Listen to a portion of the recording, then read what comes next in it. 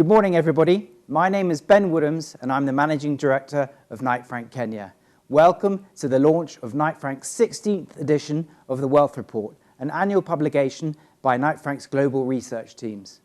For those of you who don't know us, Knight Frank's been operating in Kenya for over 24 years with a wide range of core services, all in the real estate sector, such as property management, residential and commercial agency valuations, facilities management, feasibility, research-led consultancy, also some newer non-core service lines such as healthcare, education, data centres, warehousing, hospitality, agriculture.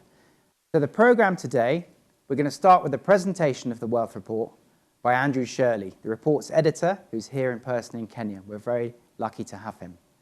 He's going to present key findings of the Wealth Report from an African and a Kenyan perspective, and that's made possible because of the number of respondents that we've had from the research team's survey that they did for the wealth advisors here in Kenya. After that, I'm going to present on the Kenya property market, based on research from our Kenya market update for the second half of 2021, prepared by our senior research analyst, Charles Macharia. Thereafter, we're going to have a Q&A session. Without further ado, let's begin. Ladies and gentlemen, Andrew Shirley. Thank you very much, Ben. It's amazing to be back in Kenya after missing last year's presentation due to the COVID-19 pandemic. It's fantastic to be back. What I'm going to do now is tell you a story about wealth, the findings of the Wealth Report 2022. A key part of the Wealth Report is our attitude survey of over 600 private bankers and wealth advisors around the world, representing over $3.5 trillion of private capital. And in Kenya, I'd like to thank all of the contributors to this year's attitude survey, some of the country's leading banks and wealth advisors. And their contribution has enabled us to take a really granular view of the threats, the opportunities and the investment decisions of Kenya's ultra-high net worth individuals. So first of all, I'd like to look at wealth trends. So if you're lucky enough to own assets, your wealth has done very well this year.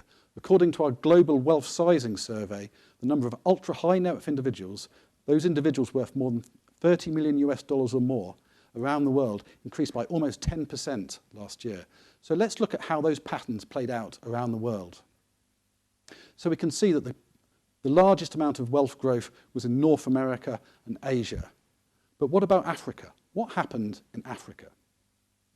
Well, as we can see, the number of ultra-high net worth individuals in Africa fell slightly last year. But given the impact of the COVID-19 pandemic on the economies of Africa, the huge drop in tourism numbers of people flying to the continent to spend their money on safaris and that kind of thing, I think that actual performance is not too bad. Such a slight drop is nothing that we should be too worried about. But what's going to happen in the future? So our wealth sizing model also looks forward over the next 5 years. And as we can see, the outlook for wealth growth around the world is very positive, including in Africa. But of course, I have to caveat these predictions by the fact that they were done before the Russian invasion of the Ukraine. So how that will play out in terms of the economics of the world is difficult to predict. So what's happened in Kenya? How has Kenya's wealth populations performed? Well, as we can see, the number of high net worth individuals, those people with over $1 million of US dollars of assets, their population actually increased slightly last year, although the number of ultra high net worth individuals fell slightly. And that's because it's much easier to create $1 million than it is to create $30 million US dollars. And looking forward, what are our predictions for Kenya? Well, over the next 5 years, we expect the number of Kenyan high net worth individuals, as I said, those with $1 million of US assets, to increase by 27%, but the number of ultra high net worth individuals to increase at a slightly lower rate by 14%. But excitingly, over the next 5 years, our wealth sizing model predicts that there will be 2 billionaires created in Kenya. Now, one of the things that we've tracked for the first time in this year's Wealth Report is the number of high net worth individuals around the world who are under 40 and have made their fortunes themselves, young entrepreneurs. And what's really exciting for Kenya is that this country actually has a higher proportion of those young entrepreneurial, ultra high net worth individuals than the rest of the world, which I think is really good news for the Kenyan economy going forward, because it's really exciting that you've got these young entrepreneurs who are going to be taking advantage of some of the innovation and the technological advances that are happening in the world today. So as part of our attitude survey, we asked the respondents, how do your clients feel about their wealth? And last year, there was an interesting switch in dynamics. Around the world, 54% of the respondents said that their clients felt that they were wealthier. But actually in Kenya, that figure was much lower. And I think that must be a reflection of the impact of the COVID-19 pandemic on the Kenyan economy. But if we look forward to this year, the actual situation changes. The Kenyan respondents to the attitude survey are actually much more optimistic about the fortunes of their clients in 2022 than the global average of all of our respondents. Now, a key part of the attitude survey is to look at the threats and opportunities facing ultra-high net worth populations around the world. And on this screen now, you can see some of the top 5 threats globally. But when we look at those threats in Kenya, what our attitude survey respondents said their clients were worried about, actually the situation slightly changes. Climate change is considered much more important in Kenya than it is for the global average, and the impact of new COVID variants is also much more important in Kenya. Both of those unsurprising, given the impact on the economy of COVID-19 and the impact of climate change on places like Kenya. But what about opportunities?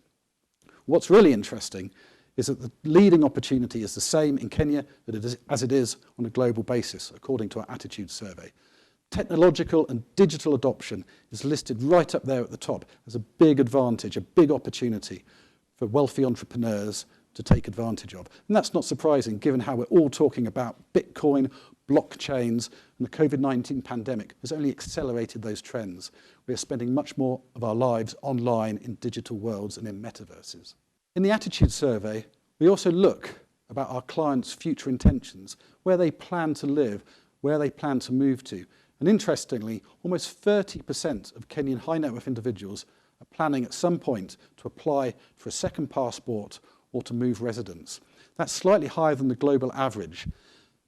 But when we asked why they were planning to move, it wasn't because they felt uncomfortable in Kenya, it's that they're looking for more investment opportunities in different parts of the world. And actually Kenyans are far less likely to move than, say, Nigerians, for example. Now, one of the interesting aspects of the pandemic is the increasing use of private jets. Before the pandemic, for ecological reasons, private jet transport was actually becoming more frowned on. It wasn't considered very eco-friendly to jump on a private jet and fly around the world. But because of the pandemic, because of the shutdown of scheduled flights, because people don't want to be with lots of other people when they're flying, the use of private jets has increased to higher levels than before the pandemic, 9% around the world. But if we look at the change in Africa, the number of private jet flights from Kenya is up almost 200% than before the pandemic. And if we look at where Kenyans are flying, it's not just flights within Kenya, they're also going to East Africa, but further afield, to South Africa, to Dubai. Kenyan high net worth individuals are really now jumping on their private jets, travelling around the world. Now, I'd like to look at some of the investment trends that the attitude survey has highlighted. In terms of real estate, 2021 was a bumper year for private capital investment into real estate. $405 billion was invested by private individuals, private capital into real estate. That was a 52% increase, much higher than the increase from funds and other sorts of investors. And Kenyan high net worth individuals, they love investing in property. At a global level, 27% of portfolios on average is invested into real estate. But in Kenya, it's almost 50%. Kenyans really love putting their money into property. So what are the sectors that Kenyans like to invest in? Well, development land is top of the list at the moment, perhaps unsurprisingly because of the uplift in capital values.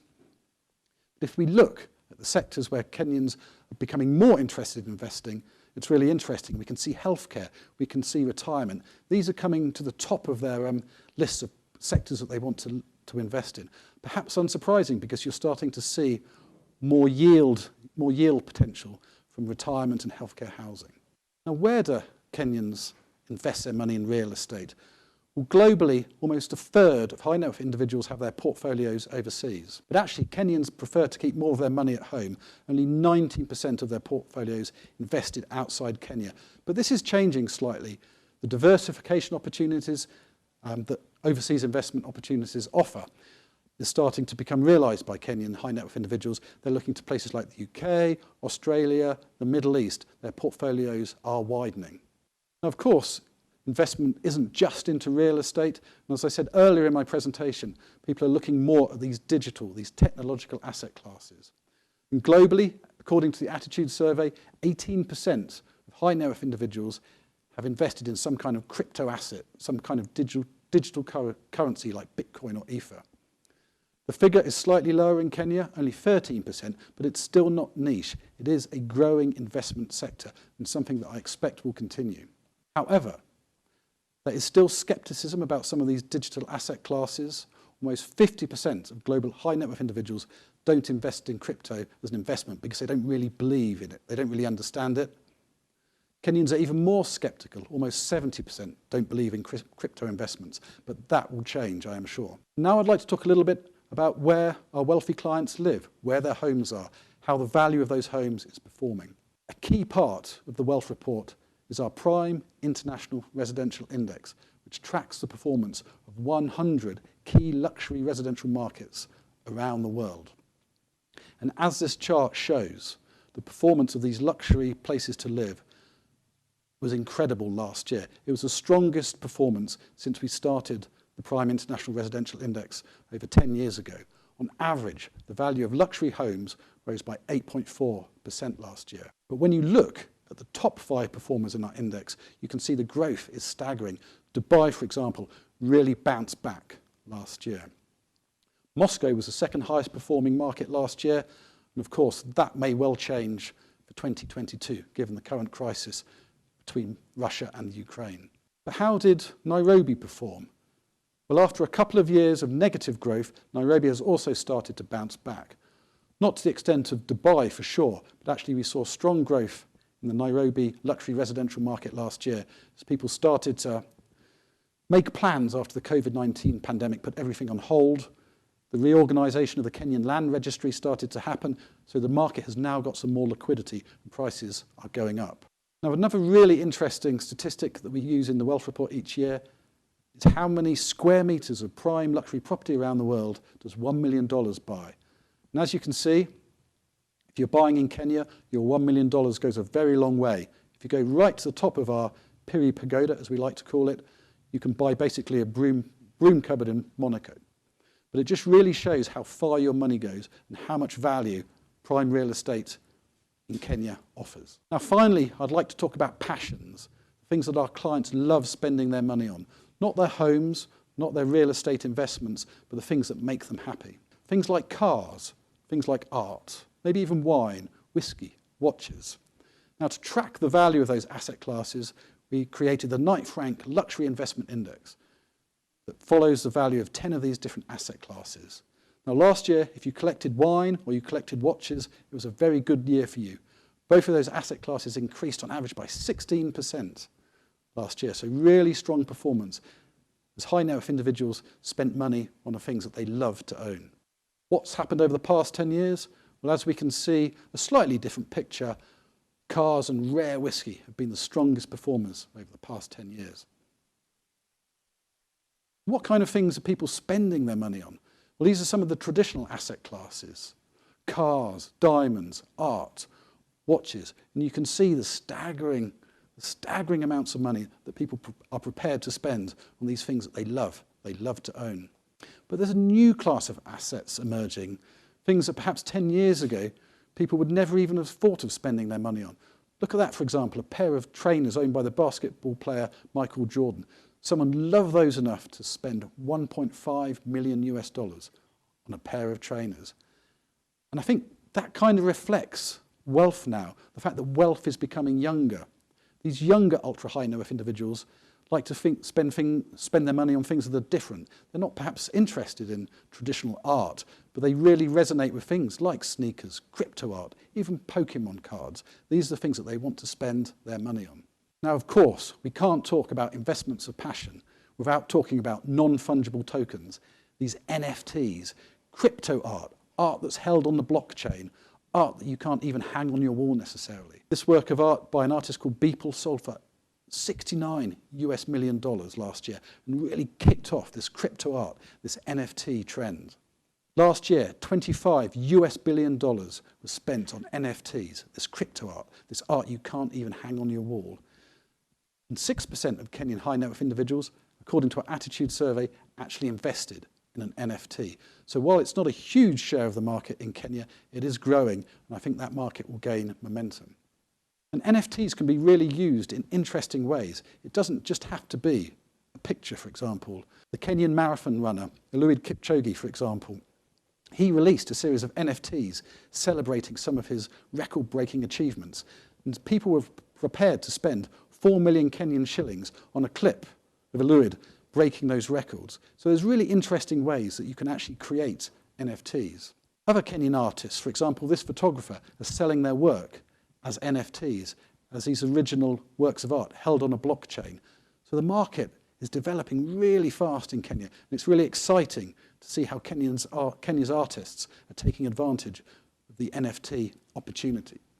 People, though, often ask me, why should I spend money on something that's not actually tangible? It's not a physical asset. Why would I want to own an NFT? These things don't really have any value, do they? And I tell them, but these days you can't be narrow-minded. And I'd just like to use an example of my younger son to show you why. This is George. But of course, this isn't really George. This is Spider-Man. But George has spent his pocket money on something called a skin that he likes to wear when he's playing games on the internet. Now, these so-called skins don't make him any better at the games, but all of his friends think it's really cool that George looks like Spider-Man when he's playing these games. It's a really simple example of how the digital world is changing. People buy handbags, Hermes handbags, for more money than it costs to buy a real one that they can use in the metaverse. And why do they do that? Well, people, as I said, are spending more time in these digital worlds. There's actually more people to influence. In real life, you might have 10 close friends, but in your metaverse world, you might have 10,000 friends. So you want to buy the things that you own in real life, but you also want to buy them in the metaverse. You want to impress your friends. You want to influence them. And these digital worlds are places we're going to be spending more time. People are going to increasingly value the non-tangible assets that they own in the metaverse. But there's a big but here. If you're thinking of investing in NFTs, investment rules still apply. If someone says, I'd like to sell you a limited edition work of art, a limited edition NFT, and there's only 20,000 of them, I would run a mile. Nobody is going to pay more money in the future for something that there are 20,000 copies of them. If you want to invest in NFTs, you've got to look for the provenance, buy from respected artists, buy things that are limited editions. If 20,000 people own the same NFT, it stands to reason. It's not going to be worth a lot more in the future. And I'd just like to finish my presentation just to emphasize how important the merger of physical real estate and digital real estate is going to be. If you haven't got your heads around it yet, this is the trend of the future. So if you want to invest in it, you really need to understand it now. Thank you very much for listening. I hope you found the content of my presentation interesting, and I hope you pick up your copy of the Wealth Report and find out more. Thanks very much, Andrew. That was fascinating. No wonder you've been collecting those handbags for all those years. Now, I'm here to talk to you about the Kenya property market, and my talk is going to be based on our Kenya market update that we did for the second half of 2021, and that document is available for download online. So please do help yourselves to that, available off our website. So I'm going to begin by talking about the economy. So the Kenyan economy has shown pretty good resilience during the pandemic, and its output is now above pre-COVID levels already. And that's powered by a strong rebound in service sectors specifically. During the pandemic, we saw a contraction in the GDP of 0.3%. That was a huge reduction in 2020, but increased by 5% in 2021. And it's expected to expand by 4.7% this year in 2022. And that's above the sub-Saharan average of 3.5%. How's this happened? Well, it's really the reopening of the economy and the government's implementation of various economic and fiscal policies. Basically, everything getting going again. We are, however, faced with risks, which we have to caveat that forecast with, and that is obviously the international risk, the situation currently in the Ukraine, and locally, the elections and the uncertainty that they will provide for the economy as a whole. So, the value of Nairobi's buildings, This is data received from planning authorities, is up by almost 32% in the second half of 2021 against the first half. So a huge increase in construction as a result of increased confidence by developers. We've seen cement production and consumption reach record highs. Infrastructure projects such as the Nairobi Expressway, Western Bypass, nearing completion, consuming huge amounts of cement. Moving on to the retail sector, this was hit hardest by the pandemic. Shopping centres really suffered, but we're seeing definite signs of recovery. Increased footfalls into the shopping centres, particularly towards the end of last year, where we saw the lifting of government restrictions and the Christmas shopping trade during the festive season. Prime rents went up marginally by 2.5% in the second half of 2021. Occupancies also increased slightly. However, the supply of big box malls is unlikely to increase. I think we've got enough really big shopping centres in Nairobi for the time being, but the demand for neighbourhood centres, for that convenience, over experience, is driving demand in the neighbourhood mall sector. So if there's any retail development, it's going to be those smaller shopping centres that are filling in the gaps. So moving on to commercial offices. The absorption of new office space was up by 126% in 2021.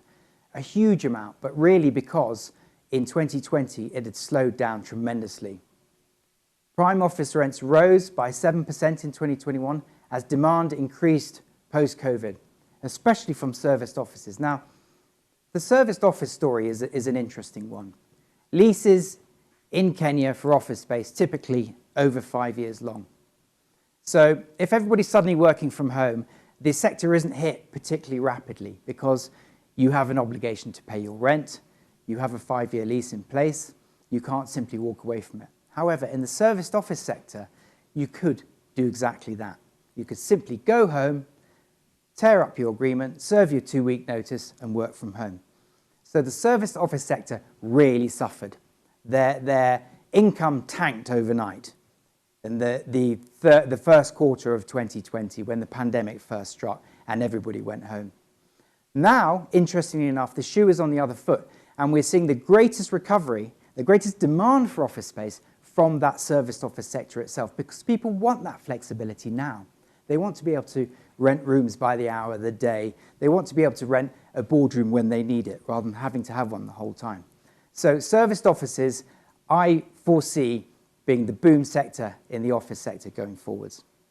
Occupancy levels for A-B commercial office space, that is the grade just below A, were at 78%, higher than in 2020, but lower than their historic highs that were over 90% back in 2016. So the key themes of the office sector going into 2022 are increased supply, but we'll have a commensurate increase in demand as well. We'll see more of the hybrid mode of working. So people working from home, working in the office and working in other locations. And that will affect how people occupy the office, how much office space companies will need. We'll see an increased focus on ESG, environmental sustainability governance. 20% of office supply in Nairobi in 2022 has some form of green accreditation, so you can see how important it is. Moving on to the residential sector.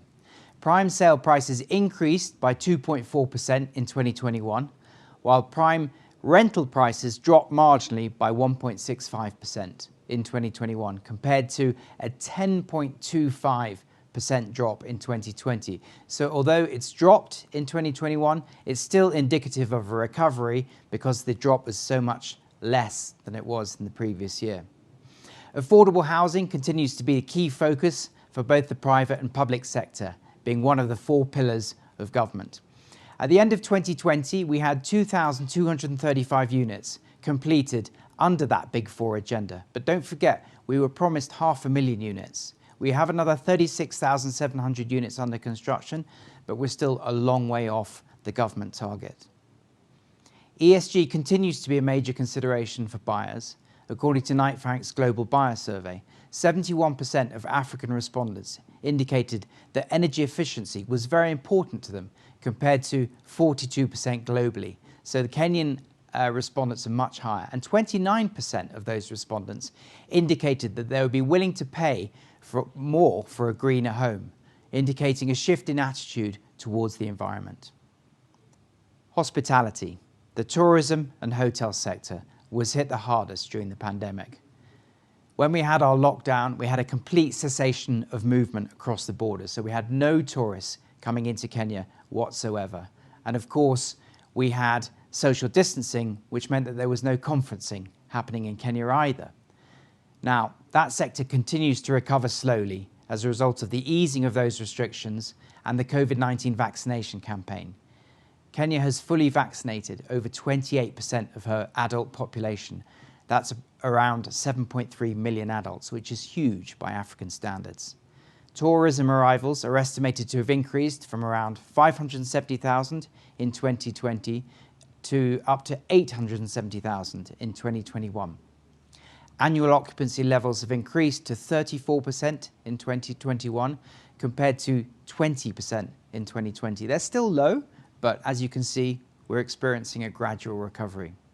Local tourism accounted for 75% of the clientele, so the market internalized. Local tourism means we're not getting the foreigners coming into Kenya, but we are getting the movement within the country, so people from Nairobi going to the coast on holiday, that kind of thing.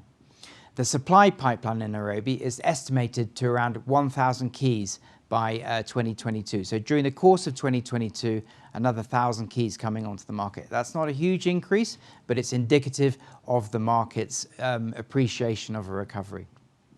In the industrial sector, prime rental rates steady at $60 cents per square foot per month for grade A warehousing. That development has been concentrated along major arterial routes around Nairobi and the emerging SEZ. So moving out of the industrial area and up into the coffee belt and the periphery of the city. The sector fared quite well in the pandemic. We didn't see that huge first world growth because we don't have the last mile delivery. We didn't see the huge Amazon online shopping disruption, which created a huge boom in this sector elsewhere in the world. However, it still fared fairly well. But looking at the alternatives market, non-core real estate assets, and these are the parts of the market where we've seen investors thinking outside the box, looking at different asset classes where the traditional asset classes have been exposed to the risks by the pandemic. So that focus has shifted to these alternative markets such as data centers, cold storage facilities, healthcare, assisted living for the elderly, infrastructure, student housing. Now, student housing is a good example because we have a youthful population and we have expensive housing. So there's a massive opportunity for purpose-built student accommodation, and investors, developers are seeing that opportunity and starting to move into that sector. Data centers is another fascinating area.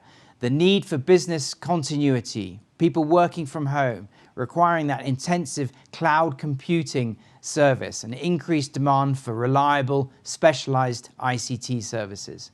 There's new legislation in Kenya. Kenyan banks need to store data within the country itself. They can't rely on data centers outside of Kenya. And so we have to see a huge increase in those facilities being developed in the country. So again, a new opportunity for investors in the real estate sector. Don't forget, Africa has less than 1% of the total global data center capacity, in spite of having 17% of the world's population. So you can see huge opportunity there. That's it from me. Thank you very much for listening, and thank you also for putting your questions into the Q&A. We're now going to move on to the question and answer sections. We're going to address the questions that you asked us with our panel of experts. So let's get right into that. So here we are in the Q&A section. I'd like to introduce my panelists. I've got with me Andrew Shirley, who presented earlier, the editor of the Wealth Report, and Charles Macharia, who is the head of research for Kenya. So welcome to you two. Let's jump right in and have a look at some of these questions that have come in. So the questions have been submitted on registration, but also during the various, the two presentations. So I think we'll start with one for, I think, Andrew, you can touch on this, and then perhaps, Charles, you could pick up on it. What is the future of NFTs, non-fungible tokens, in real estate in Kenya? Andrew. Oh, thanks for an easy one to kick off there. Ben, I mean, we are starting to see the slow emergence of NFTs in the real estate sector. If you split a building into different NFTs, it allows sort of tracker funds to buy shares in individual buildings much more easily. I mean, it's still at its very, very early stages in the UK. So it hasn't really taken off. But I mean, given how quickly technology does get adopted in Kenya, for example, you went much more quickly to mobile technology than in the we did in the UK. We still rely on landlines. I wouldn't be surprised if over the next 5 years you do start to see NFTs start to come into the real estate sector in Kenya. But how quickly and in what format that will be, that remains to be seen. Charles, anything to add there? There's still a bit of a mystery to me, I have to admit. I don't even know what fungible means, but perhaps you could shed some light on that.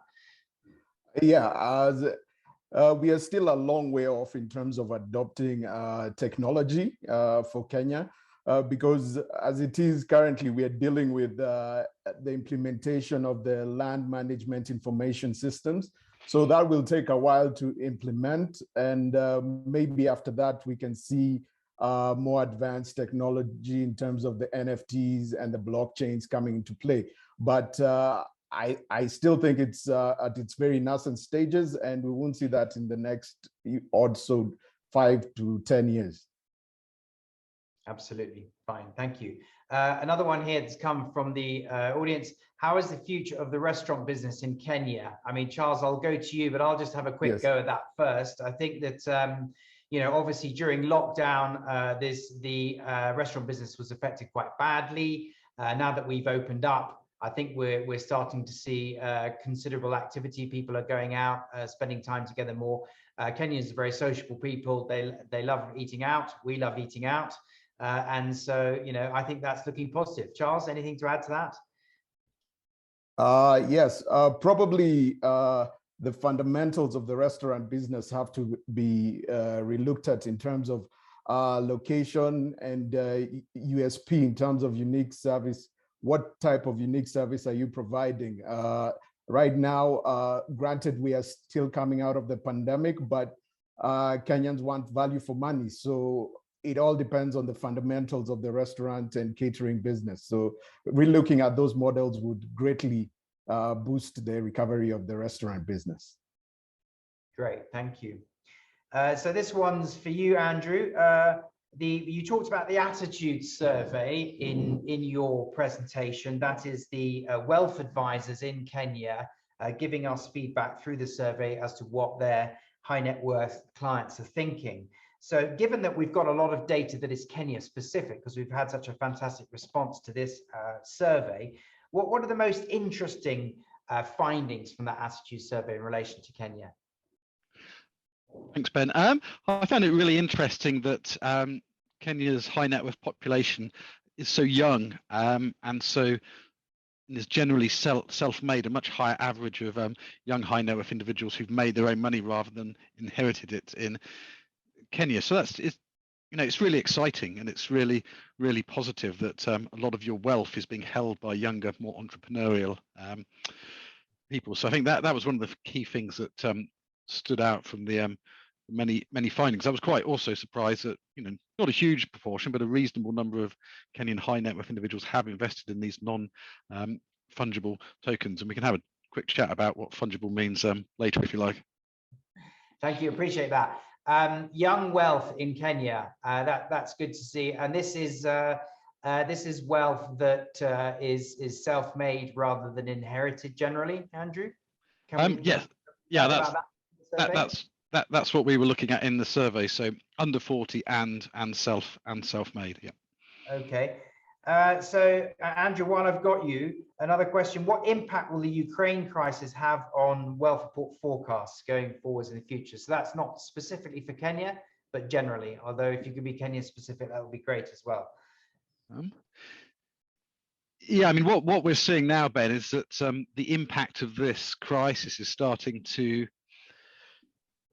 affect everything, really. I mean, one of the things that we talk about in the wealth report, which was one of the big challenges, one of the big threats was identified by the respondents to the attitude survey, was inflation. The fact that prices were going to be going up during 2022, and we are going to see the Ukraine crisis really exacerbate that. I mean, oil prices at record highs, but we're all going to see the impact of that on the fuel costs at forecourts, and if we live in a cold country, heating our houses. But just look at grain prices. I mean, they are almost at record highs now, and that just doesn't make it more expensive for consumers in terms of inflation, in terms of the price of bread. But it's also going to introduce real economic instability around the world. And if we go back to the Arab Spring, one of the big kickoff points for that was a huge increase in food prices. And when people get hungry, they get upset and they start to get angry with their governments. And actually what we're seeing now is that the current rate of increase in food prices is quite similar to what we were seeing during the time of the Arab Spring. And for example, Egypt, big buyers of Ukrainian grain. So it's going to be interesting to see the impact of that rise in food prices on geopolitics around the world. So I don't think anywhere in the world can, just if they're a long way from Russia or the Ukraine, can take it for granted that the impact of the crisis won't affect them quite considerably. No, sure. And unfortunately, although Kenya is theoretically an oil producer, we are a net oil importer, Charles, and so we're going to see our fuel prices go up like everybody else's, presumably.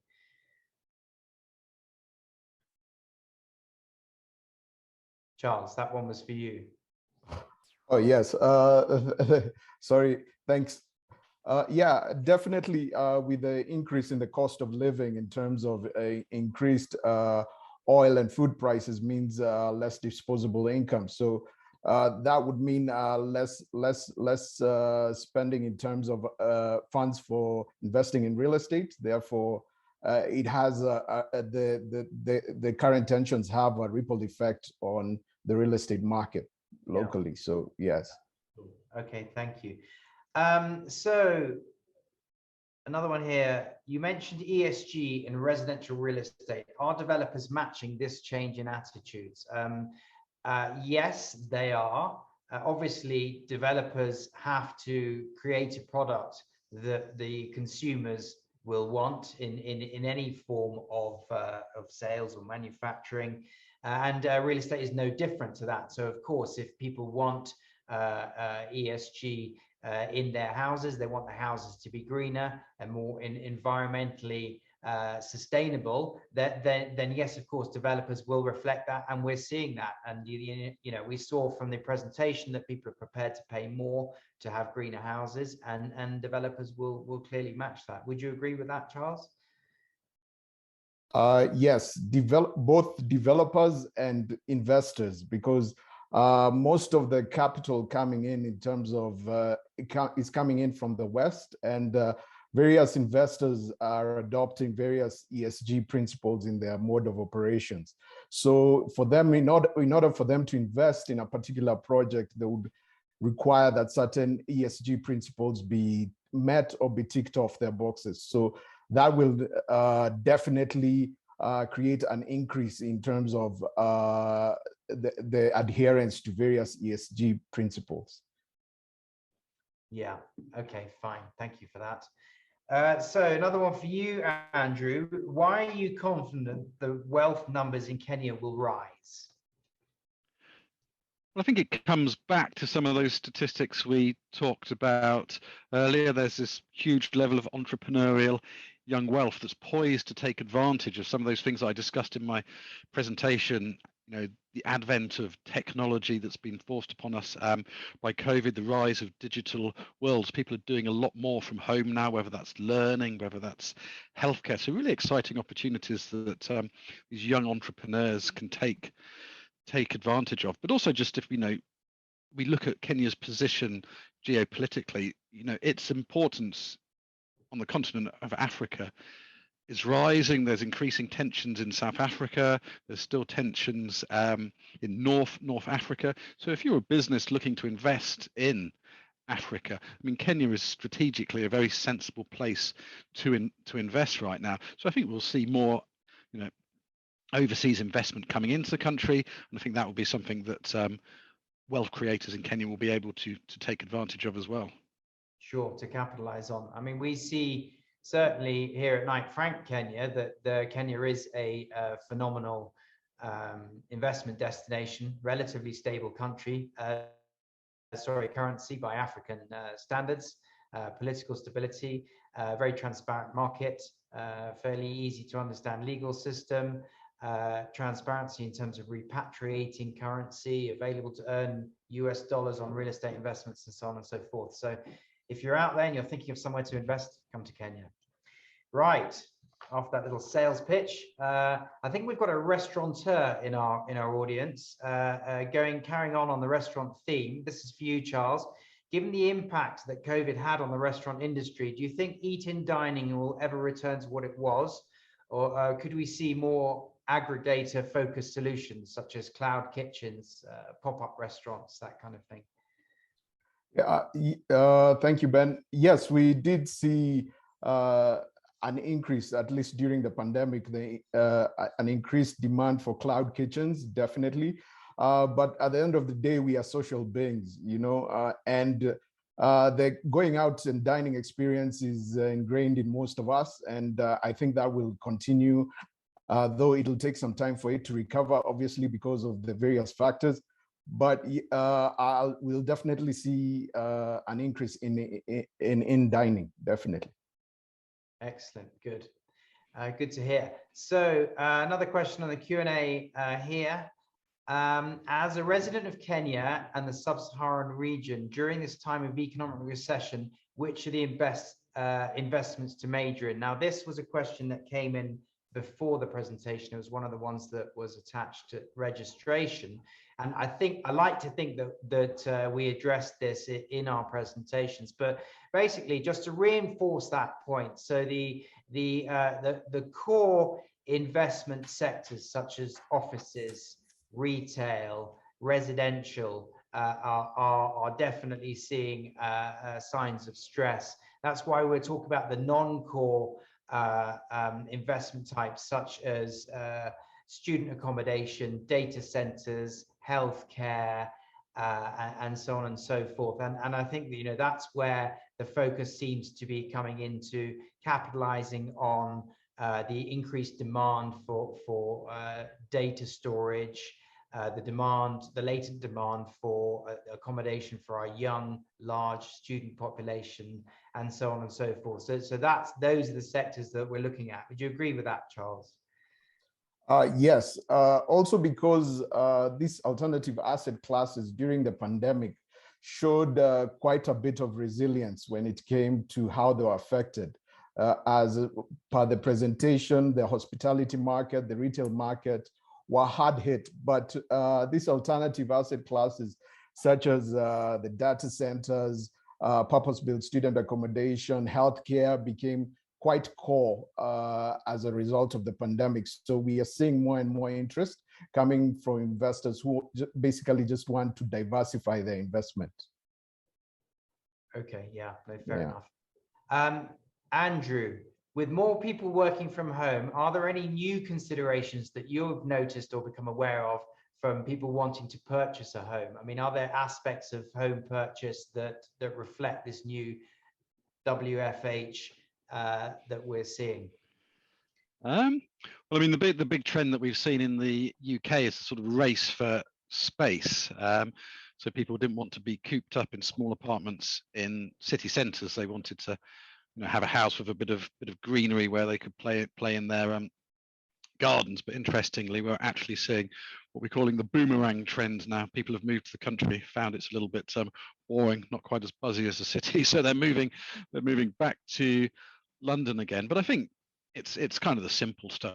People want space where they can work. Obviously, decent broadband now is a key factor, and it's not just working. You've had to maybe have two kids learning online at home, and if the broadband goes down, it's a nightmare. So I don't think people will consider moving somewhere these days that doesn't have really fast broadband, and potentially somewhere where you can, somewhere that you can convert into an office space, so you're not working off your kitchen table or something like that. So more flexible working space or living space, I think, would be top of people's requirements, along with the broadband. One for you, Charles. Is there a place for REITs, real estate investment trusts, in this market in trying to securitize Kenyan real estate in the country? Definitely, there's a place for REITs in the Kenyan real estate market. It's just a matter of educating the masses in terms of what are the benefits of the risk, how they operate, and so on and so forth. Otherwise, it's a great way of investing, alternative investing in real estate. Yeah, so there's definitely a market. I think I would agree. I mean, chopping property up into manageable pieces in the form of a real estate investment trust certainly broadens the, I suppose, the availability, brings property investment within reach. I mean, without real estate investment trusts or other forms of securitization, you're talking about huge, cumbersome investments. So they're a vehicle that will allow people to get access to investing in real estate in the form of, their diversified portfolio, in the same way that they invest in stocks and shares, without which they'd have to go out and spend a lot of money on a single property asset, which isn't really diversification at all. So great, thank you for that. Let me just find another. What percentage of residential property is held by foreign investors, and what impact does that have on the local market? Charles, sorry to come back to you again, without giving you a break. What do you think of that? We are, because of the lack of transparency levels, there is no exact figure out there that is available in terms of property ownership, whether it's locally owned or foreign owned. But just off the top of my head, majority is locally owned, with the most foreigners tending to rent property or invest in it as an investment asset rather than live here. So I think no we would encourage foreign investment, though, bringing hard currency into the country. Looking at, there was a time when the South African pension funds were very interested in investing here. We've had historically CDC, now Actis, investing quite heavily here, developing flagship developments such as Nairobi Business Park, the Junction, and ultimately Garden City. So I think Kenya has definitely benefited in the past from foreign investors. However, I think you're right. We've certainly seen a decline in foreign investment in this market, but I would like to think that as we come out of COVID and we see more opportunities, people able to travel, that we'll see that sector, the foreign ownership, come back again. Right. There's another question here. Do you have a comparative figure in terms of the impact of COVID-19 pandemic on commercial office space management in Kenya and for most of the African capital cities since March 2020? And does Knight Frank foresee any recovery? I think in terms of actual data, we talked about occupancy levels of AB in the presentation. We talked about rental levels and how they've changed. And I think, the simple answer is yes. In March 2020, we saw the office sector wasn't as badly hit as some other sectors, because obviously we have relatively long leases in Kenya. And so the lag time of anyone deciding not to occupy their office space anymore takes some time. But we are starting to see that recovery. Knight Frank in Nairobi has, for example, recently done a letting deal of almost 60,000 square feet, which is the biggest letting we've done since our oil boom, our mini oil boom that we had back in 2015, 2016. and that was actually to a serviced office occupier. So as I said, the shoe is on the other foot. We're starting to see that demand build up again already. So I would say yes, definitely. And don't forget, Nairobi is a regional hub. So we have a two-tier market here. We have the market that is associated with the country itself. And then, of course, we have the regional market as well. So often you will have, unlike in the past where sub-Saharan Africa was kind of run out of Johannesburg, we're now seeing regional headquarters being based in Nairobi, looking after the East African population, which is between 150 and 180 million people, depending on which countries you classify as East African. So Nairobi has become a real powerhouse in the last 10, 15 years, a regional hub, along with Cairo, Lagos, and Johannesburg, the access points of the continent. So yes, I personally am very confident that the office market in Kenya will grow from strength to strength. Charles, I see you nodding in agreement. That's very reassuring. Have you got anything to add to that? Yes, a bit of self-marketing here is that, yes, we we do track data, commercial office data across the 9 markets that Africa is represented. We have stats on prime rentals, prime supply trends, and absorption going back as far as 2012. So yes, we do have the information in terms of the effect that the COVID-19 pandemic has had on the commercial office market, not only in Nairobi, but across Africa. Okay, thank you, Charles. Right.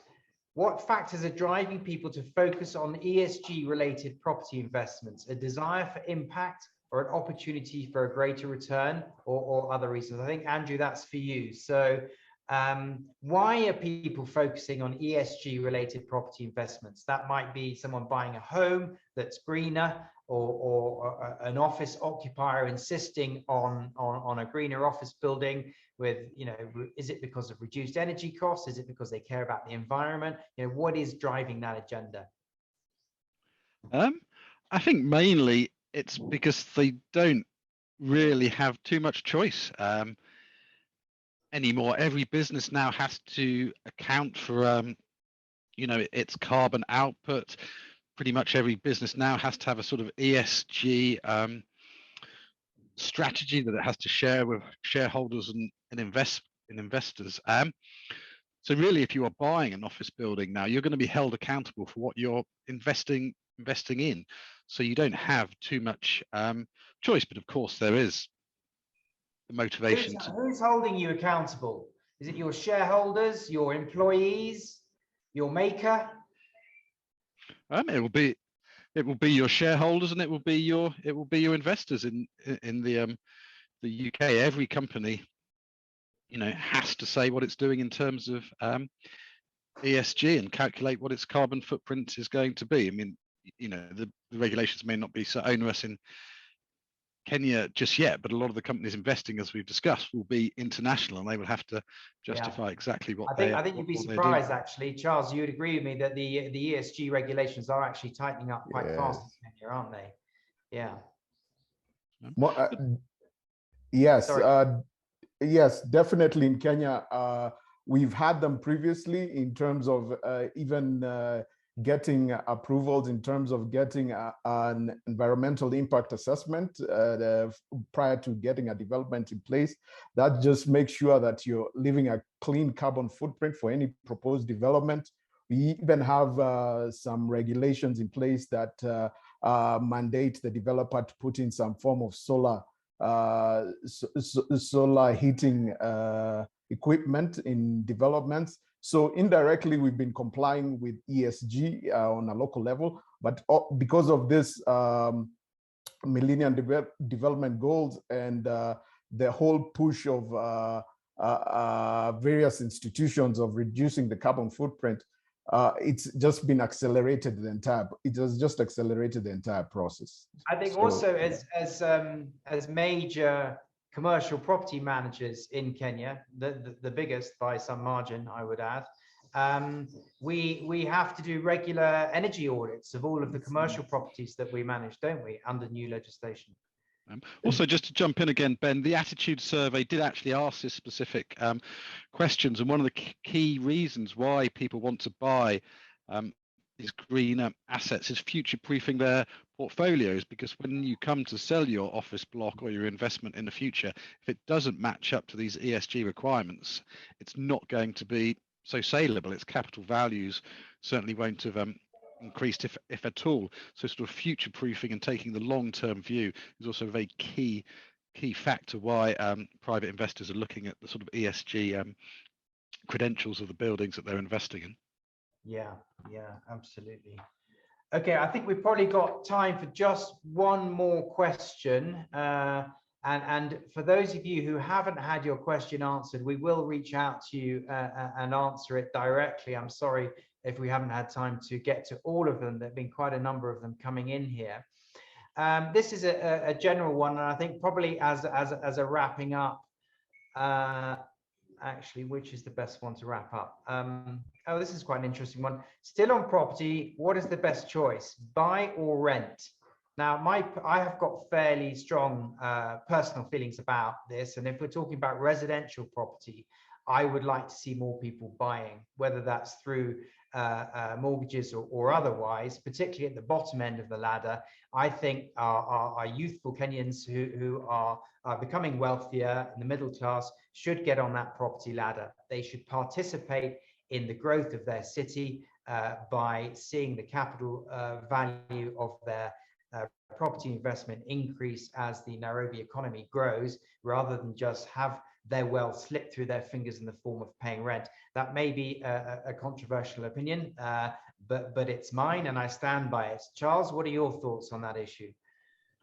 That's a very, my opinion is that it's a very personal decision based on personal financial circumstances in terms of what do you intend to do with the property? Do you intend to buy it as an investment, or do you want to buy it or you want to rent? So it all depends on your personal finances.